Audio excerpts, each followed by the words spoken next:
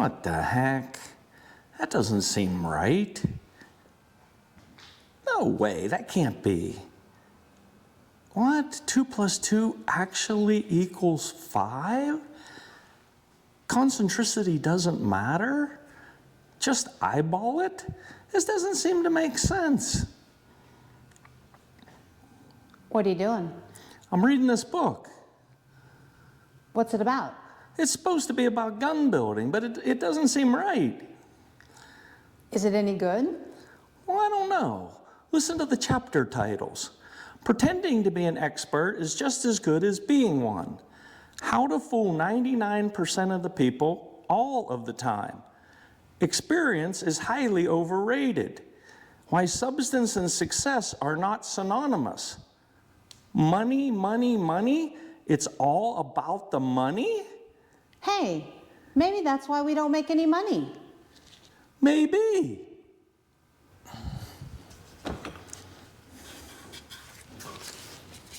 Man, this thing is nice. Action! Okay, so we're back. We've been gone for quite a while, and there's reason for that.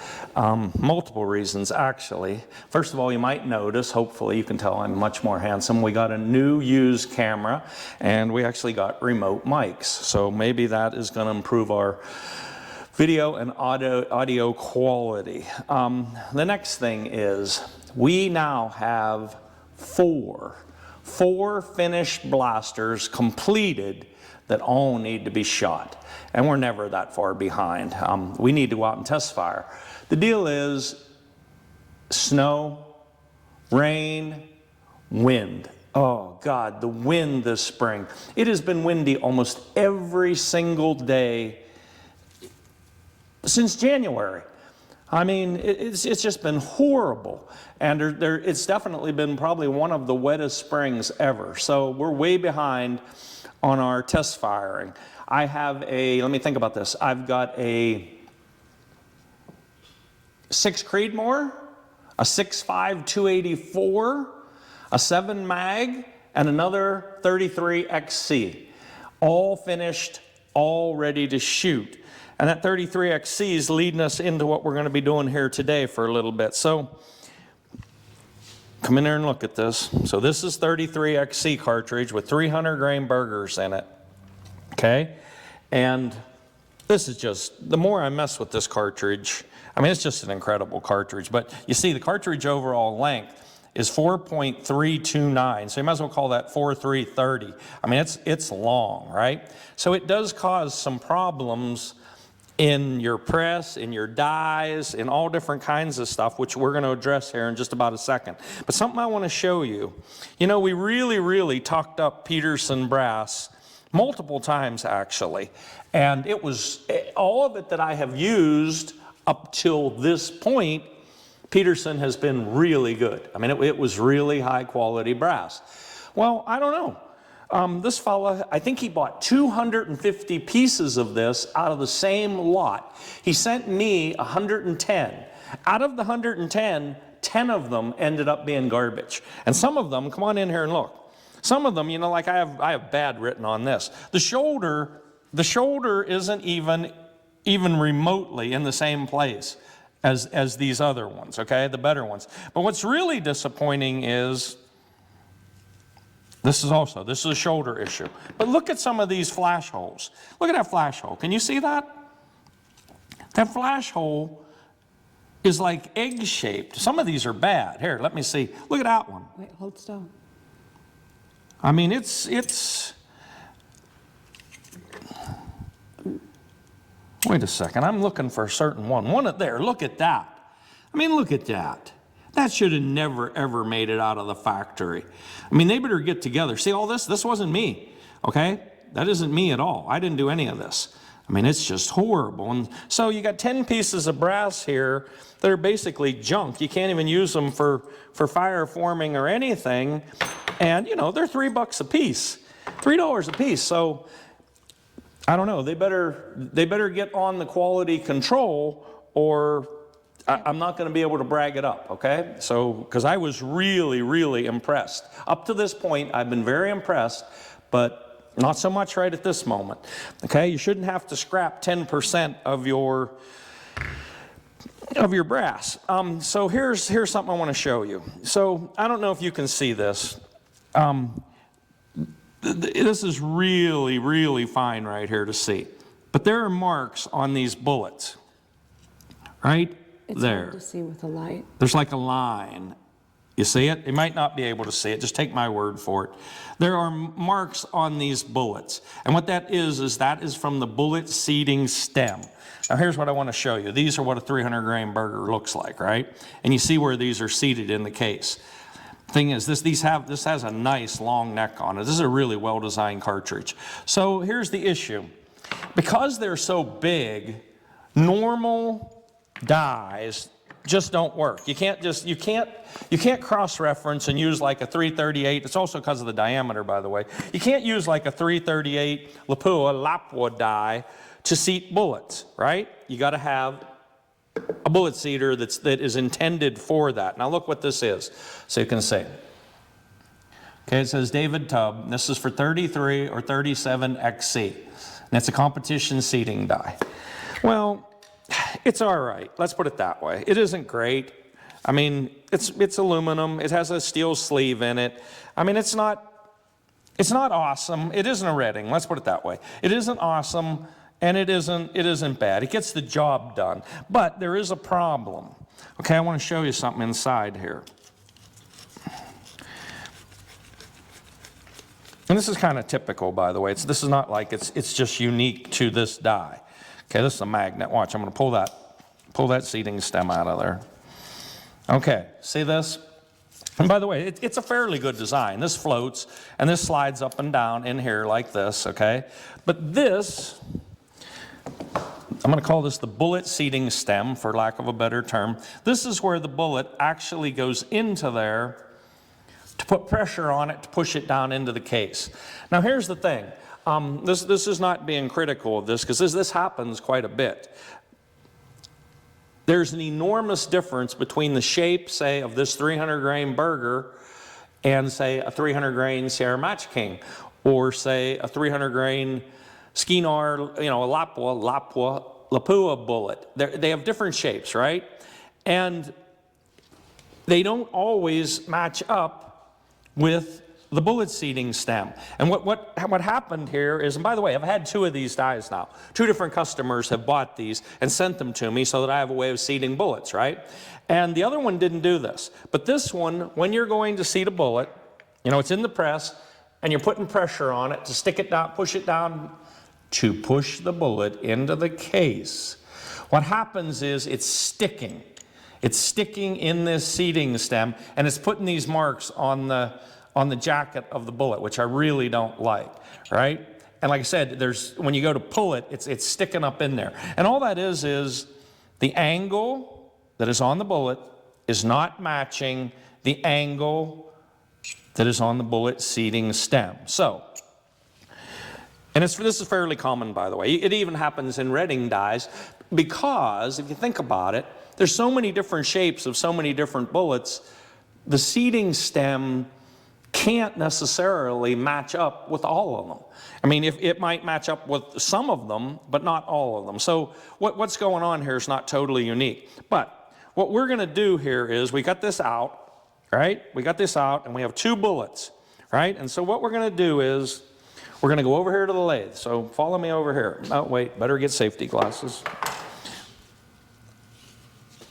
We're going to go over here to the lathe. Come on over here so they can see.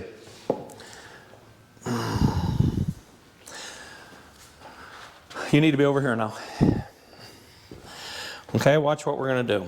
This is not brain surgery, okay? This is not precision machining. I just put my 3-jaw chuck on. You notice my 3-jaw chuck has little grooves inside the individual jaws, right? And it just so happens this is going to work perfect. So I'm going to put that little groove, put the rim of the bullet seating stem into that little groove, and look, lines right up. Now it's going to get noisy, okay? But we're going to turn this on, and I'm not going to spin it too fast.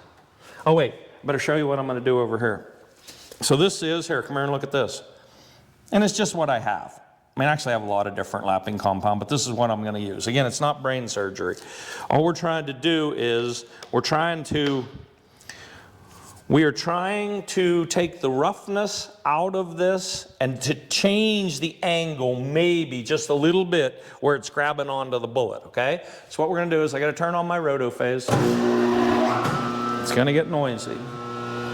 Okay, watch what I'm doing. Over here. I'm going to put lapping compound on the bullet. Excuse me. I'm going to turn this on. Now all I'm going to do is hold this in here by hand. Ooh, watch it doesn't grab it, because it tried. And just put light pressure on it. It's trying to rip it out of my hand, but that's okay. Now watch. I'm going to put more of it down on the, you can see that it's, of course the bullet's soft, piece of copper, and it's marking the bullet too, but that's fine. So just hold it in there. Look, see the mark that's, Oh yeah. see the mark it's putting on it? What that's doing is that's smoothing that out in the inside there. Again, if you push too hard, it'll rip it right out of your hand. I'm sure Safety Sam would say this is probably Not the best idea. not a safe procedure. And you realize too, guys, if you're at home and you don't have a lathe, you could just use a drill. You could just use a handheld drill or a drill press or a mill or whatever. All you need is a way to spin it. And it's definitely, I can feel it smoothing out in there. Here, look. See the line on it now? Yes. Here, I'm going to put a little more on there.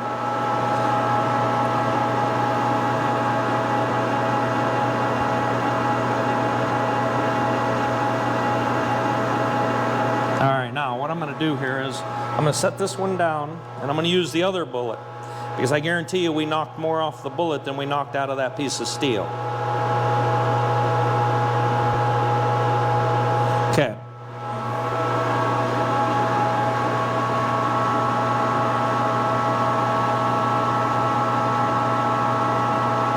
Still trying to rip it out of my hand because I switched to a new bullet. It's pretty hard to hold on to.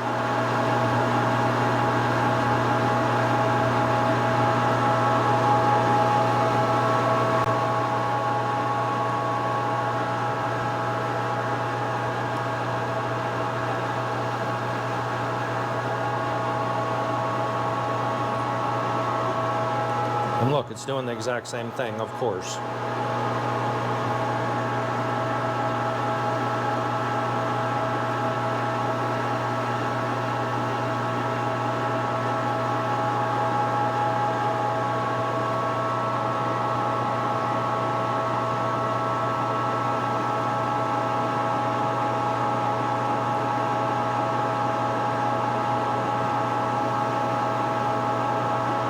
All right.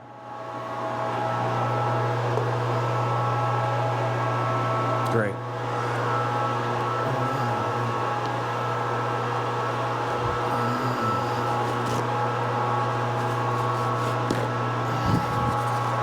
All right. Now let's see what it looks like.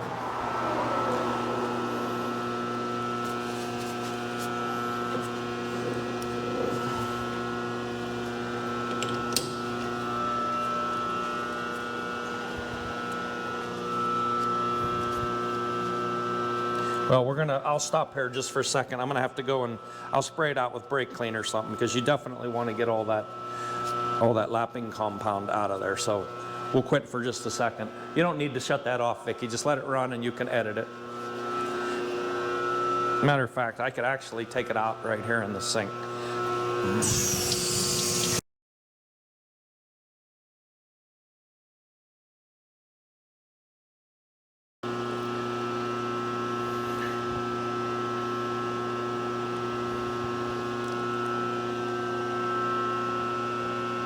All right,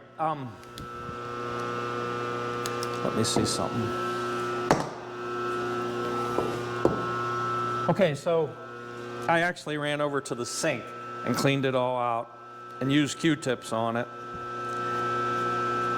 And I will spray it down with oil, by the way, because it's just a piece of steel, so it will rust. Or WD-40 or something. But here, see if you can, I doubt you're going to be able to see in there. But I mean, it definitely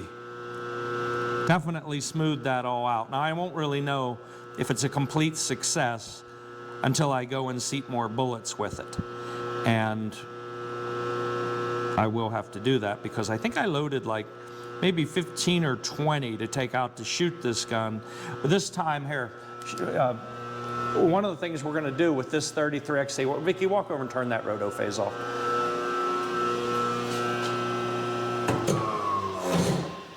One of the things we're going to do, we think we're going to do, you never know when you're going out to shoot, we think we're going to do with this 33XC is we are going to try to find the top end. On those other two, we got to like 3150, 3200, and the guns were shooting so good, we just quit. So we don't know what the top end is. This time, we're going to try to find the top end. And one thing too, I did, this is just for my reference and for probably the customers or people out there. So I think we had quit at 123 grains of H50 BMG last time, and there no pressure whatsoever. This time I loaded some at 124 grains and 125 grains, and that's about it. That's about 100% case capacity. I really don't like compressed loads. If I can hear powder crunching when I'm seating a bullet, I've never had good luck with those. So that's as high as I'll be able to go with H50 BMG, and potentially I'll take probably at least one, maybe two more powders out when we go out to shoot, and we're going to try to find the top end. Unless the same thing happens, always happens. If the bullets start going through the same exact hole immediately, what we will do is we'll quit, because that, you know, accuracy, I always prioritize accuracy over speed. And if you think about it, I mean, you got a 300 grain bullet going 3,200 feet a second. I mean, the amount of energy, I mean, it shoots so flat, time of flight, everything is awesome. It is literally like the ultimate elk cartridge. You know, maybe we'll just quit. So again, who knows? Maybe we'll get to 30, 3250, 3300. We have no idea. We won't know till we go out and shoot. And the thing is, we will be going out to shoot as soon as we possibly can. So if you're waiting on your blaster, trust me, we want to go blasting just as much as you want your blaster. All right, so we'll see you next time. Thanks a lot. Hi. Kind of late to say Happy Easter, but okay, Happy Easter.